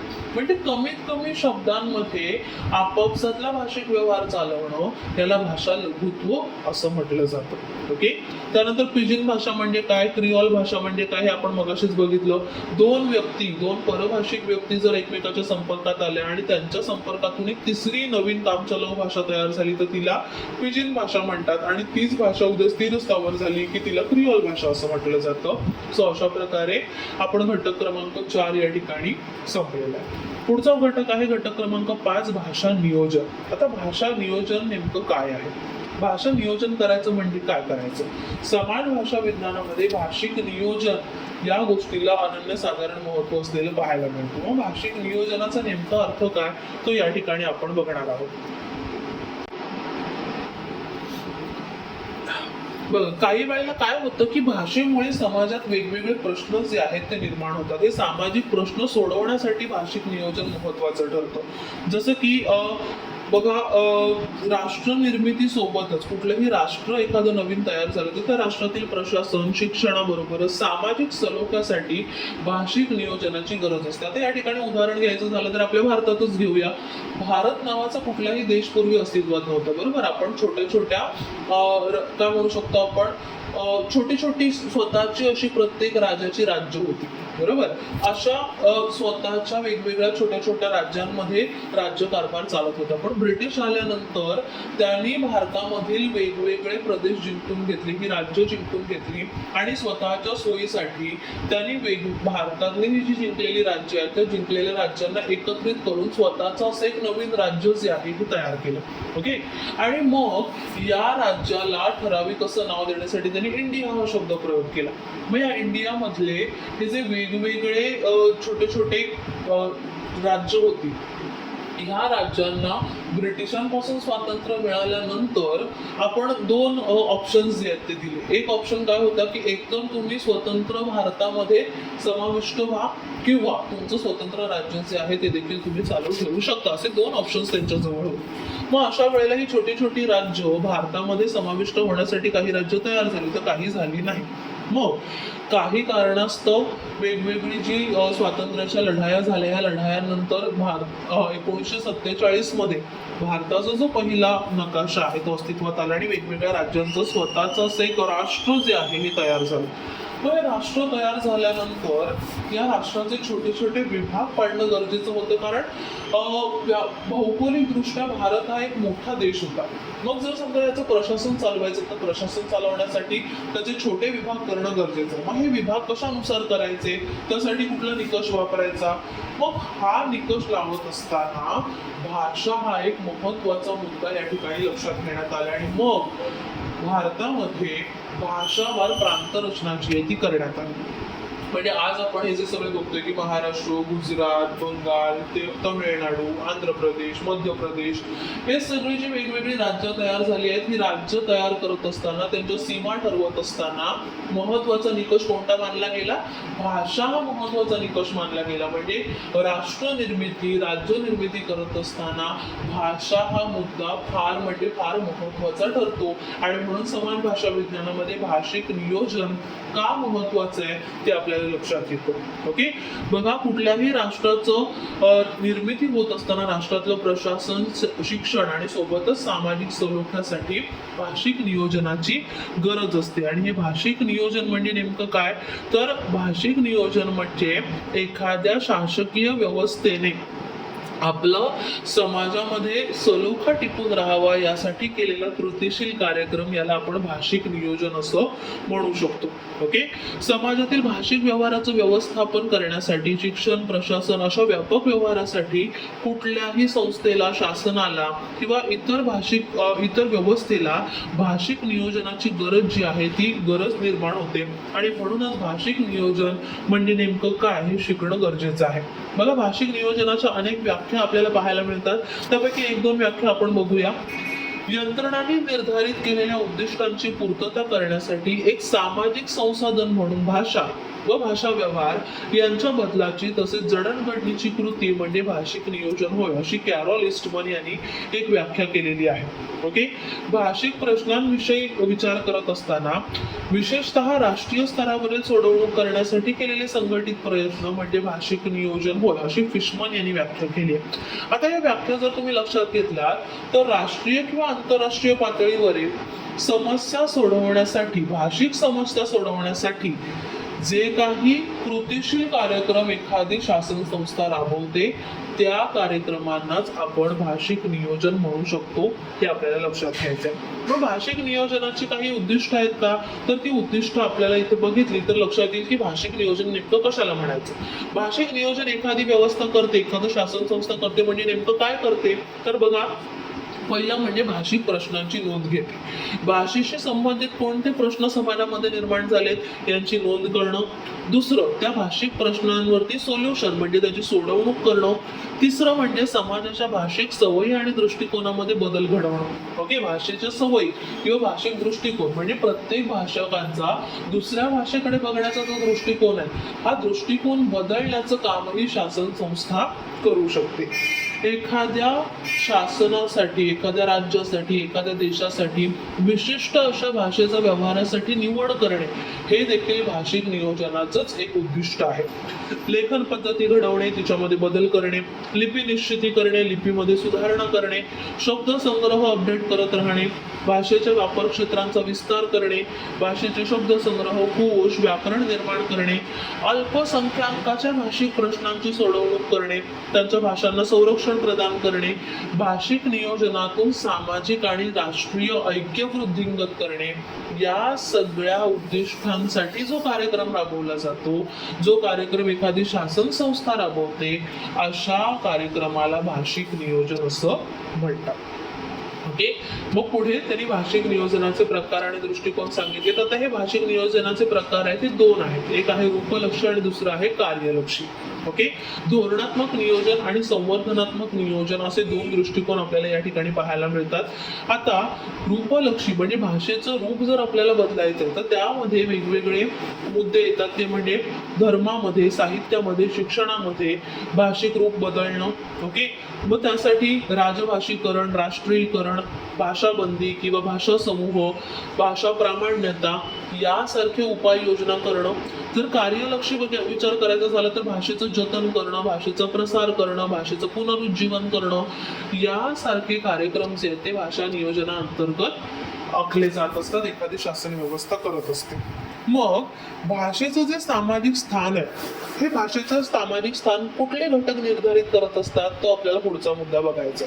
बघा, एखाद्या भाषेचं सामाजिक स्थान काय असेल हे कशावरून ठरतं. जसं की मराठी भाषेचं आज सामाजिक स्थान काय आहे हे कोणते घटक ठरवू शकतात. तर त्यासाठी काही महत्वाचे मुद्दे आपल्याला या ठिकाणी देण्यात आले. पहिलं म्हणजे भाषकांचं प्रमाण किंवा संख्या. मराठी भाषा बोलणाऱ्या भाषकांची संख्या किती आहे, लोकसंख्या किती आहे, हे सगळ्यात महत्वाचा मुद्दा आहे. भारतामध्ये मराठी बोलणाऱ्यांची संख्या किती यावर मराठी भाषेला भारतात कुठल्या प्रकारचं सामाजिक स्थान मिळेल हे डिसाईड होत असतं. दुसरं म्हणजे भाषकांची सांस्कृतिक स्थिती, म्हणजे मराठी भाषा बोलणाऱ्या व्यक्तींचा आर्थिक दर्जा नेमका काय आहे. तो आर्थिक दर्जा देखील भाषेचा सामाजिक दर्जा ठरवण्यास कारणीभूत ठरत असतो. का? कारण श्रीमंतांच्या भाषेला शेवटी काय म्हणू शकतो, समाजामध्ये उच्च स्थान जे आहे ते प्राप्त होत असतं. ओके. म्हणूनच भाषिकांची सांस्कृतिक स्थिती म्हणजे आर्थिक परिस्थिती देखील महत्वाची ठरते. तिसरं आहे संलग्नशीलता, म्हणजे मराठी भाषा बोलणाऱ्या व्यक्तींचा संपर्क संलग्न हे वेगवेगळ्या भाषिक व्यक्तींशी येतोय का, त्यांचा संपर्क दैनंदिन स्वरूपाचा आहे का, ह्या गोष्टी विचारात घ्याव्या लागतात. उपक्रमशीलता किंवा उपक्रमांचा भाषेशी असलेला संबंध, म्हणजे आपल्या आजूबाजूला चाललेले वेगवेगळे उपक्रम किंवा वेगवेगळे उद्योग, वेगवेगळे शासनाचे वेगवेगळे उपक्रम या सगळ्यांचा आपल्या भाषकांशी, मराठी भाषकांशी काही संबंध येतोय का, किंवा भाषिक अनन्यतेची इतरांकडून होणारी स्वीकृती, मराठी भाषा बोलणाऱ्यांव्यतिरिक्त इतर जो भाषक समाज आहे तो मराठी भाषकांना स्वीकृती देतोय का, या सगळ्या गोष्टींवरून आपल्या मराठी भाषेचं सामाजिक स्थान काय असेल हे निर्धारित होत असतं. म्हणजे एखाद्या भाषेचं सामाजिक स्थान ठरवण्यासाठी त्या भाषकांची संख्या किती, त्याची आर्थिक परिस्थिती कशी आहे, त्यांचं इतर भाषिकांचे संबंध कसे आहेत, या सगळ्या गोष्टी विचारात घ्याव्या लागतात. ओके. त्यानंतर आहे पुढे समाजाचे भाषिक प्रश्न आणि भाषा नियोजन. आता या ठिकाणी उदाहरण म्हणून आपण सीमा भागाचा प्रश्न घेऊ शकतो. बघा, कर्नाटक आणि महाराष्ट्र या दोन राज्यांच्या सीमा भागावरती मोठ्या प्रमाणावर भाषिक वाद जो आहे हा निर्माण झालेला गेल्या काही काळात आपल्याला पाहायला मिळतो. मग या सीमा भागामध्ये कित्येक मराठी शाळा आहेत, बरोबर, पण या मराठी शाळेमध्ये शिकणारे विद्यार्थी जे आहेत ते मराठी शिकतायत, किंवा इतर काही शाळा आहेत ज्या ठिकाणी कर्नाटकी भाषा बोलणारे जे आहेत ते विद्यार्थी आपल्याला पाहायला मिळतात. मग कर्नाटक सरकारने आपल्या नोकरीमध्ये राजभाषा म्हणून कन्नड भाषा जी आहे त्या कन्नड भाषेचा आग्रह धरला आणि मराठी शिक्षण जे आहे ते डावललं गेलं. मग सीमा भागात काय नेमकं होतं बघा. सीमा भाग म्हणजे आता आपण जर विचार केला तर महाराष्ट्र आणि कर्नाटक याचा जो सीमा भाग आहे, या सीमा भागावर राहणारी माणसं जी आहे ही मराठी देखील बोलतायत आणि त्यांच्या भाषेवरती कन्नडचा देखील प्रभाव जाणवतो. म्हणजे त्यांची भाषा जी आहे दैनंदिन व्यवहाराची, ही भाषाच मुळात मराठी आणि कन्नड यांच्या परस्पर संपर्कातून तयार झालेली आहे, बरोबर. मग अशा वेळेला या व्यक्तींना जे शिक्षण द्यायचं ते मराठीतून द्यायचं का कन्नड भाषेतून द्यायचं, असा महत्वाचा मुद्दा या ठिकाणी निर्माण झाला आणि यातून भाषिक प्रश्न निर्माण झाला. हा वाद पुढे मोठ्या प्रमाणामध्ये वाढला. मग अशा वेळेला भाषिक नियोजनाचं महत्व आपल्याला लक्षात येतं. अशा वेळेला शासन संस्थेचा रोल जो आहे हा महत्वाचा ठरतो, की शासन संस्था त्या विभागामध्ये राहणाऱ्या विद्यार्थ्यांना शिक्षणासाठी कुठल्या भाषेचा आग्रह धरते आहे आणि त्या आग्रहातून भाषिक समाजावर नेमका काय परिणाम होतोय हे लक्षात घेणं गरजेचं असतं. ओके, या संदर्भात भाषातज्ञ म्हणतात की भारताला स्वातंत्र्य मिळण्यापूर्वी काही वर्ष आधीच भाषिक नियोजनाचा विचार जो आहे हा महात्मा गांधींसमोर ठेवला गेलेला होता. आणि मग भाषानुसार किंवा भाषिक प्रांतवार रचना जी आहे ही करणं का गरजेचं आहे हा विचार खालीलकरांनी मांडला आणि त्यांच्या विचाराला महात्मा गांधींनी संमती दिली. त्यांना देखील तो महत्वाचा वाटला आणि यातूनच पुढे भारताची भाषावार प्रांत विभागणी झाली. म्हणजे महाराष्ट्र हे राज्य कसं तयार झालंय तर मराठी भाषा बोलणाऱ्यांचं राज्य म्हणून महाराष्ट्र, ओके, गुजराती बोलणाऱ्यांचं राज्य म्हणून गुजरात, अशी प्रांतवार रचना जी आहे ही भाषेनुसार झालेली. मग ही का महत्वाची ठरली? कारण शेवटी एका राज्यामध्ये राहणाऱ्या व्यक्तींचा आपापसात संपर्क जास्त प्रमाणात येतो. मग आपापसात संपर्क करत असताना संपर्काचं माध्यम काय आहे? भाषा. मग एकच भाषा बोलणाऱ्या व्यक्तींचा आपापसातला संपर्क जो आहे हा जास्त सुरळीत होऊ शकतो, त्यांचं कार्य जास्त सुरळीत पार पडू शकतो. म्हणून भाषानुसार प्रांत रचना ज्या आहेत त्या केल्या गेलेल्या आहेत. ओके, पुढे आपल्याला बघायचं आहे तो मुद्दा म्हणजे भाषिक नियोजनाच्या पायऱ्या. भाषिक नियोजन करत असताना वेगवेगळ्या पायऱ्या आपल्याला लक्षात घ्याव्या लागतात. त्यातली पहिली पायरी आहे ती म्हणजे निवड. एखाद्या देशात राजभाषा, राष्ट्रभाषा, संपर्क भाषा म्हणजे कुठल्या भाषेची निवड करायची हे त्या शासन संस्थेला ठरवावं लागतं. मग ही झाली पहिली पायरी. दुसरं आहे संकेतीकरण. निवडलेल्या भाषेचं स्थैर्य किंवा सार्वत्रिकरण करण्यासाठी संकेतीकरण करावं लागतं, म्हणजे कोडिंग, त्याला आपण म्हणतो कोडिंग. म्हणजे त्या भाषेला लिपी प्रदान करावी लागते, कशा प्रकारे ती भाषा लिहिली जायला हवी हे ठरवावं लागतं. तिसरं अंमलबजावणी. ती भाषा म्हणजे आता जर समजा मी ठरवलं की एक नवीन राज्य तयार करायचं तर त्या राज्यामध्ये कुठली भाषा बोलली जायला हवी, अधिकृतरित्या शिक्षणासाठी, व्यवहारासाठी त्या भाषेचा वापर कशा प्रकारे केला जायला हवा हे मला ठरवावं लागेल. ते ठरवल्यानंतर त्यानुसार नियम बनवावे लागतील, त्यांची अंमलबजावणी करावी लागेल आणि अंमलबजावणी केल्यानंतर पुढचा मुद्दा येतो तो म्हणजे विस्तारीकरण आणि सुधारणा. म्हणजे काळानुरूप, बदलत्या काळानुसार मी केलेल्या नियमांमध्ये मला काय करावं लागेल? बदल करावा लागेल. सो अशा प्रकारे भाषिक नियोजनाच्या 4 पायऱ्या आपल्याला पाहायला मिळतात. पुढे शेवटचा मुद्दा जो आहे घटक 5 मधला तो म्हणजे भाषिक नियोजन आणि भाषा विकास. बघा, भाषिक नियोजन ज्या वेळेला एखादी शासन संस्था करत असते त्यावेळेला ह्या नियोजनामुळेच समाजामधल्या वेगवेगळ्या भाषिक समूहामधला सलोखा जो आहे हा टिकून राहायला, भाषिक ऐक्य जे आहे ते निर्माण व्हायला, सामूहिक ऐक्य निर्माण व्हायला काय म्हणू शकतो मदत होते. आणि म्हणूनच भाषिक नियोजनामुळे भाषेचा विकास जो आहे हा होणं अपेक्षित असतो. त्यामुळे शासन संस्थेला कुठलाही भाषिक निर्णय घेत असताना भाषेवरती किंवा भाषिक समूहावरती अन्याय होणार नाही ना याची काळजी घेऊन भाषा विकासाच्या दृष्टिकोनातून भाषिक नियोजन करावं लागत असतं. ओके, त्यानंतर अगदी शेवटचा घटक जो आहे त्या घटकाकडे आपण येणार आहोत तो आहे भाषा शिक्षण. मग आता आपण बघितलं की भाषा जी आहे ही एक सामाजिक संस्था आहे. ही सामाजिक संस्था आहे, समाजातल्या वेगवेगळ्या लोकांशी आपला संपर्क येतो, मग आपल्या भाषेवर तिचा परिणाम होतो, मग भाषा बदलत जाते. भाषेतल्या वेगवेगळ्या प्रभाव क्षेत्रानुसार, तुमच्या वयानुसार, लिंगानुसार, जाती, धर्म, व्यवसायानुसार, शिक्षण क्षेत्रानुसार, उद्योगानुसार भाषा बदलत असते. या वेगवेगळ्या लोकांशी संपर्क आल्यानंतर त्यातून नवीन भाषांची निर्मिती होते किंवा आपल्या भाषेचं स्वरूप बदलतं. मग अशा सगळ्या परिस्थितीमध्ये एखाद्या व्यक्तीला जर भाषा शिकायची झाली तर ती भाषा कशा प्रकारे त्याने शिकायला हवी. मग भाषा शिक्षण या ठिकाणी महत्वाचा मुद्दा ठरतो. सगळ्यात पहिला मुद्दा आहे तो आहे भाषार्जनाचा. भाषा अर्जित करावी लागते. म्हणजे काय करावं लागतं तर भाषा शिकावी लागते. आपण वर्णनात्मक भाषा विज्ञानाचा अभ्यास करतानाच बघितलं की मानवाच्या मेंदूमध्ये भाषा शिकण्याची क्षमता जन्मतःच असते. पण म्हणून जन्मताच त्याला बोलता येतं का? जन्मताच त्याला एखादी भाषा येत असते का? नाही. तर भाषा शिकण्याचं सामर्थ्य केवळ त्याच्यामध्ये असतं. पण त्या सामर्थ्याचा वापर करून जन्माला आल्यानंतर मूल 1.5 ते 4 या वय वर्षामध्ये आपल्या आजूबाजूला वेगवेगळ्या व्यक्ती कुठल्या प्रकारची भाषा वापरतायत त्या भाषेचं अनुकरण करून, तिचं निरीक्षण करून तो भाषा शिकायला सुरुवात करतो. यालाच भाषार्जन असं म्हटलं जातं. ओके, साधारणपणे मुलांनी वयाच्या 8व्या वर्षापर्यंत भाषा जी आहे ती चांगल्या प्रकारे आत्मसात केलेली असते. या भाषा शिक्षणाचं जरा बारकाईने अवलोकन केलं तर 3 गोष्टी आपल्याला लक्षात येतात. पहिलं म्हणजे एक, मूल आपणच भाषा आत्मसात करतो, त्यासाठी कोणी त्याला शिकवणी लावायची गरज नसते. बरोबर, लहान मुलाला काय आपण जन्माला आल्यानंतर लगेचच क्लासला टाकून तू भाषा शिक रे बाबा असं करत नाही. बरोबर, घरात आपल्या आजूबाजूच्या व्यक्ती कशा प्रकारे संवाद साधतायत यावरून ते मूल आपोआपच स्वतःहून भाषा शिकतं. ही भाषा आत्मसात करण्याची जी सुरुवातीची प्रक्रिया असते त्याचं वर्णन नोम चॉम्स्की यांनी केलेलं आहे.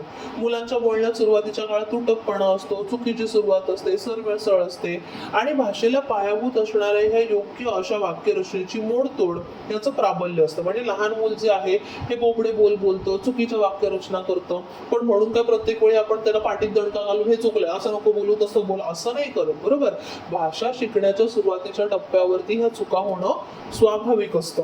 पण असं करत असताना आपण हेही लक्षात घ्यायला हवं की आदर्श रचना कुठल्या ही शिकवणी शिवाय तो हळूहळू करायला शिकतो. म्हणजे भले सुरुवातीच्या काळात तो चुकीचं बोलत असेल पण त्यानंतर तो आपल्या बोलण्यातल्या चुका देखील आपोआपच सुधारत जातो आणि आदर्श अशी जी भाषा आहे ती बोलायला त्याची सुरुवात होते. म्हणजे भाषा ग्रहणाची ही जी किमया आहे ही बौद्धिकतेशिवाय होत असते. अशा पद्धतीने माणसाच्या मेंदूमध्ये भाषा शिकण्याची क्षमता उपजतच असते. मानवाच्या मेंदूमध्ये एक जैविक कळ असते ज्याला बायोलॉजिकल ट्रिगर असं म्हणतो आणि विशिष्ट वयामध्ये सामाजिक संदर्भामध्ये ती कार्यान्वित होते. म्हणजे आपल्या डोक्यात एक ट्रिगर आहे जो ट्रिगर आपल्याला भाषा शिकण्यासाठी उत्स्फूर्त करतो आणि आपल्या आजूबाजूच्या सामाजिक परिस्थितीनुसार आपण तो ट्रिगर ऍक्टिव्ह करतो आणि भाषा शिकायला लागतो. ओके, साधारणतः 48 ते 60 महिन्यांपर्यंत लहान मूल भाषा शिकण्याच्या तयारीमध्ये असतं. एवढ्या कालावधीमध्ये मानवाला भाषा प्राप्त होते आणि इथूनच भाषार्जनाची प्रक्रिया जी आहे ती सुरू होते. त्यानंतर पुढचा मुद्दा आहे ते शिक्षणाचं माध्यम. आपल्या आजूबाजूला आपण बऱ्याचदा ह्या गोष्टीवरती अनेक जण उहापोह करताना उलटसुलट चर्चा करताना पाहतो की मुलांचं शिक्षणाचं माध्यम नेमकी कुठली भाषा असावी.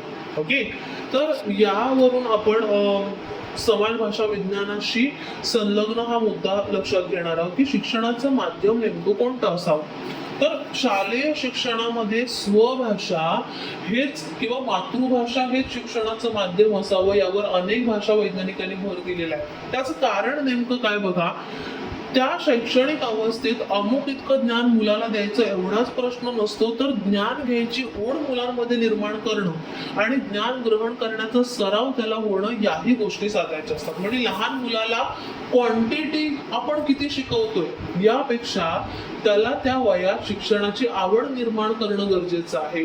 शिक्षणात रस निर्माण व्हावा, शिकण्याची सवय व्हावी याची गरज जास्त असते. बरोबर, म्हणजे त्या वयात तो काय शिकतोय, किती शिकतोय यापेक्षा शिकण्याविषयी त्याला आवड वाटतेय का हे जास्त गरजेचं असतं. आणि मग ही आवड कधी निर्माण होईल, ज्या वेळेला त्याला ते आपल्या भाषेतून शिकवलं जाईल त्यावेळेला त्याला ते चटकन कळेल आणि चटकन कळलं तर त्याला त्यामध्ये मजा वाटू लागेल, रस वाटू लागेल. आणि म्हणूनच शिक्षणाचं माध्यम, निदान प्राथमिक शिक्षणाचं माध्यम तरी स्वभाषा मातृभाषा असावी असा आग्रह जो आहे हा बरेच काय म्हणू शकतो आपण भाषा वैज्ञानिक किंवा भाषा अभ्यासक करताना दिसतात. मग हे स्वभाषा शिक्षण कशा प्रकारे घ्यायचं बघा, कुठल्याही मुलाला मातृभाषा शिकताना अडचण येत नाही. मराठी, इंग्रजी, गुजराती अशा त्या कुटुंबातील मूल सहजगत त्या भाषा शिकतं. म्हणजे मराठी घरात जन्माला आलेल्या, मराठी भाषा बोलणाऱ्यांच्या कुटुंबात जन्माला आलेल्या एखाद्या मुलाला मराठी भाषा शिकायला कोणताही त्रास पडत नाही. ओके, म्हणजे स्वभाषा शिकण्यासाठी आपल्याला फारशा काही अडचणी येत नाही. मग स्वभाषा आणि परभाषा हा फरक कसा करायचा, तर आपण ज्या कुटुंबात जन्माला आलोय त्या कुटुंबात जी भाषा बोलली जाते ती भाषा म्हणजे स्वभाषा आणि त्या भाषेव्यतिरिक्त इतर भाषांना आपण परभाषा म्हणू शकतो. ओके, मग स्वभाषा शिक्षणाची पूर्वतयारी कशा प्रकारे आपण स्वभाषा शिक्षणाची पूर्वतयारी करू शकतो बघा. कोणतीही भाषा अवगत होण्यासाठी सगळ्यात पहिलं तर कानाने ती ऐकावी लागते. बरोबर, भाषा अवगत झाल्यानंतर मग ती बोलली जाते. मग यामध्ये जर आपण फक्त विचार केला तर केवळ जे कर्णदृष्ट्या बधीर आहेत किंवा मुखबधीर आहेत अशा व्यक्तींना सोडल्यास इतर कुठलंही नॉर्मल मूल भाषा शिकत असताना पहिल्या टप्प्यात भाषा केवळ ऐकतं आणि दुसऱ्या टप्प्यात ती बोलण्याचा प्रयत्न करतो. बरोबर. मग असं करत करत हळूहळू भाषा आत्मसात केली जाते. म्हणजे नेमकं काय होतं, भाषा आत्मसात केली जाते म्हणजे भाषिक संरचनेचं किंवा तिच्या नियम व्यवस्थेचं आपल्याला सहजपणे ज्ञान होऊ लागतं. ओके. लहान मूल इतरांचे उद्गार ऐकून ती भाषा हळूहळू आत्मसात करतं आणि मग भाषा आत्मसात केल्यानंतर हळूहळू स्वतःहून त्या त्या भाषेत नवीन नवीन वाक्यरचना करायला सुरुवात करतो. तर ही जी सगळी प्रोसेस आहे, ही प्रोसेस 18व्या महिन्यापासून ते 48व्या महिन्यापर्यंत लहान मूल हा भाषिक व्यवहार सहजपणे पार पाडताना आपल्याला पाहायला मिळतो. यानंतर पुढचा जो मुद्दा आहे की स्वभाषेचं जाणीवपूर्वक शिक्षण घेण्यासाठी काय नेमकी कारणं आहेत. पहिलं आहे वाचन आणि लेखनासाठी. निरक्षर व्यक्ती श्रवण आणि भाषण याद्वारे स्वभाषा सहजपणे आत्मसात करतो, पण वाचन आणि लेखन या दोन भाषिक व्यवहारांसाठी भाषा जाणीवपूर्वक शिकावी लागते. ओके. वाचन आणि या लेखनासाठी काय गरजेचं आहे, तर स्वभाषा शिक्षण महत्वाचं आहे. दुसरं, भाषेच्या विकसित रूपाचा परिचय जर आपल्याला करून घ्यायचा असेल तर माझी मातृभाषा मराठी आहे म्हणजे मराठी भाषेतील सर्व गोष्टी मला माहीत आहेत, ही भाषा मी सर्व क्षेत्रात वापरू शकतो असं कुणालाच म्हणता येणार नाही. बरोबर. का? कारण त्या त्या भाषेमधला ज्ञानाचा साठा हा इतका विपुल असतो की ते सगळं ज्ञान आपल्याला मिळालं असं होत नाही. मग तर विज्ञान, राजकारण, प्रशासन, न्याय, आकाशवाणी अशा वेगवेगळ्या क्षेत्रामध्ये भाषेचा वापर कशा प्रकारे केला जातोय हे जर आपण समजून घेतलं तर आपलं त्या भाषेविषयीचं ज्ञान जे आहे हे अतिशय विस्तृत होऊ शकतं. म्हणून भाषेच्या विकसित रूपाचा परिचय करून घ्यायचा असेल तर स्वभाषा शिक्षणात हा एक महत्त्वाचा मुद्दा आपल्याला लक्षात घ्यावा लागेल की फक्त कुटुंबात, आपल्या मित्रमैत्रिणींमध्ये, शैक्षणिक पातळीवर इतकाच स्वभाषेचा अभ्यास करून भागणार नाही, तर वेगवेगळे जी माध्यम आहेत, आकाशवाणी असेल, राजकारण असेल, विज्ञान, प्रशासन, दूरदर्शन, स्थापत्य, वाहतूक अशा वेगवेगळ्या ठिकाणी आपल्या भाषेचा वापर कशा प्रकारे होतोय हे समजून घेतलं तर आपल्या भाषेच्या विकसित रूपाची आपल्याला जाणीव होऊ शकते. शिक्षणाच्या माध्यमासाठी स्वभाषेचा आपण वापर करायला हवा आणि शेवटी नवनिर्मितीची क्षमता जी आहे आपल्यामध्ये निर्माण करायची असेल तर त्यासाठी देखील स्वभाषा शिक्षणाची गरज असते. इतिहास जाणून घेण्यासाठी, ललित लेखनाचा अभ्यास करण्यासाठी, बोलींचा परिचय करून घेण्यासाठी, परभाषकांसाठी, विस्तृत क्षेत्रामध्ये भाषेचं स्वरूप कसं आहे हे जाणून घेण्यासाठी आपल्याला स्वभाषेचा अभ्यास जो आहे हा करावा लागतो. ओके. त्यानंतर आहे परभाषा शिक्षण. परभाषा शिकायची असेल तर काय करावं लागेल, स्वभाषा आपण अगदी सहज शिकतो पण परभाषा शिकायला आपल्याला विशेष कष्ट घ्यावे लागतात. मग हे परभाषा शिकायची असेल तर त्यासाठी आपल्याला सोप्याकडून कठीणाकडे जावं लागतं. ओके. मग परभाषा शिक्षण शिकायचं तर कसं करणार, तर त्यासाठी एक विशिष्ट अध्ययन पद्धतीचा आपल्याला वापर करावा लागतो. ओके. परभाषेमध्ये शिकण्यासाठी एक वेगवेगळे टप्पे आपल्याला यामध्ये दिले गेलेले आहेत. हे टप्पे आपण लक्षात घेऊया. पहिलं म्हणजे मातृभाषेचा वापर न करता परभाषेचं अध्यापन करणं. म्हणजे ठराविक ठरवून आपण आपल्याला जी भाषा शिकायची आहे, जी परभाषा शिकायची आहे त्या परभाषेचा जास्तीत जास्त वापर करायचा प्रयत्न करणं. दुसरं, दररोज उपयुक्त ठरणाऱ्या शब्द आणि वाक्यांच्या सहाय्याने परभाषेचं अध्यापन करणं. संभाषण पद्धतीमध्ये त्याचा वापर करणं, नवीन शब्द, नव्या वस्तू, चित्र याद्वारे प्रत्यक्ष मौखिक अध्यापनावर भर देणं, उदाहरणांकडून नियमांकडे या पद्धतीने व्याकरण शिकणं. असं करत करत जर आपण शिकायला सुरुवात केली तर कुठलीही परभाषा शिकणं आपल्याला अवघड वाटू शकणार नाही. ओके. त्यानंतर पुढचा मुद्दा आहे तो म्हणजे आदिवासी आणि इतर मागास समाज घटकांचे भाषा शिक्षण. आता इथे आपल्याला विचार करायचा आहे, जर समजा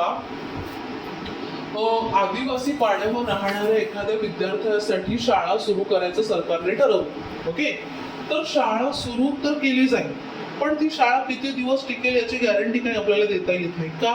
कारण आपल्या सरकारने शिक्षणासाठी जी काही भाषा निवडली असेल ती भाषा आदिवासी पाड्यावरच्या मुलांना येणार नाही. बरोबर. मग सरकारने शाळा सुरू केली आहे म्हटल्यानंतर सरकार त्या ठिकाणी शिक्षक नेमणार. आता हा जो शिक्षक नेमला जाईल त्याला आदिवासी पाड्यावरच्या माणसांची भाषा आधी काय करावी लागेल, शिकून घ्यावी लागेल. बरं. त्याने ती भाषा शिकून घेतली म्हणजे त्याचं शिकवणं सोपं होईल का, तर नाही.